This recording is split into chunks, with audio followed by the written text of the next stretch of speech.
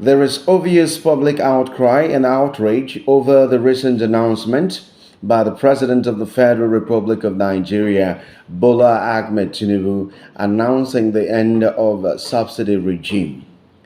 East, West, North, and South are in unison, shouting and screaming on top of their voices over the difficulty that it has already plunged them in. It was already a bad situation, and then it's going to get even worse. And that's not because the decision by the president was a bad one. It is because, as usual and as typical of Nigeria, there is no cushioning effect. There is no palliative to ameliorate the worsening living condition of the people. And Nigerians are not new to such situation. We saw it during the COVID-19, and while other nations were making provisions that will alleviate the suffering of the people, Nigeria had little or no plan to that effect. And what they called palliative had to be struggled for by millions of Nigerians. We also saw it during the Naira redesign. That's recently, people had to fight tooth and nail to get what's theirs. There was no cash, and people suffered immensely to get monies, hard-earned monies, kept in banks. So we're used to that. And so we are at it again. There is the removal of subsidy, but then there is no palliative, there is no cushioning effect. And for a moment, while I hail the decision of a president to announce it, it is also condemnable that there is no palliative to that effect. But imagine if former President Goodluck Jonathan was bold enough, was strong enough, was resolute enough, was definite enough to follow it through. Probably we will have bounced back. Probably we will have managed it better, because at that point in time, Nigeria had something to fall back on. As we talk right now, Nigeria's economy has been raped, and there is nothing left to fall back on. The Bola Ahmed Tinubu regime do not even have money to start their administration.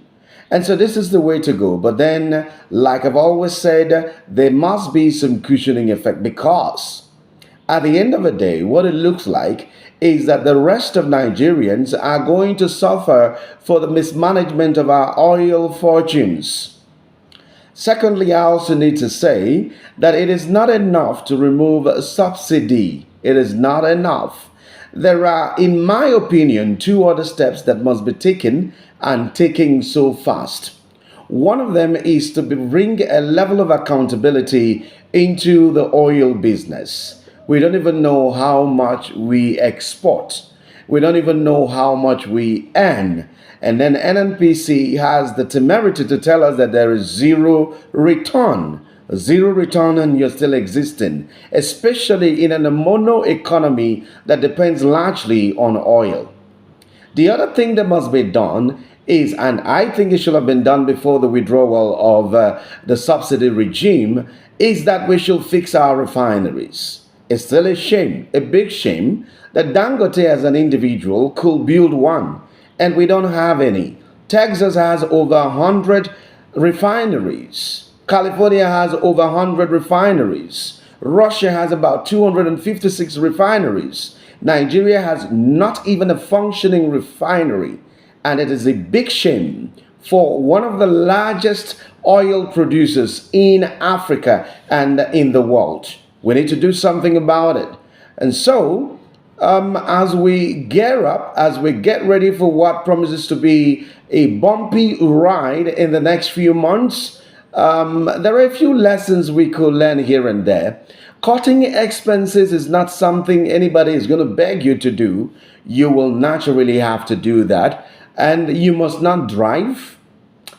I am thinking of parking my car and doing more of public transport. Incidentally, our public transport system is not any way cheaper than using your car. Sometimes using your car is even cheaper depending on where you're going and when you're going. Of course, Private transport gives you some level of comfort and also convenience. Now, wives, you have to be reasonable with what you demand.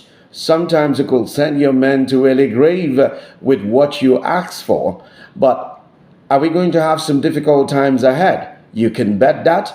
But is it a good decision? Yes, you can also bet on that. Please, government should come up with some form of palliative. How you do that is not my business, but then it has to be done and done fast because you don't want the blood of Nigerians on your hands.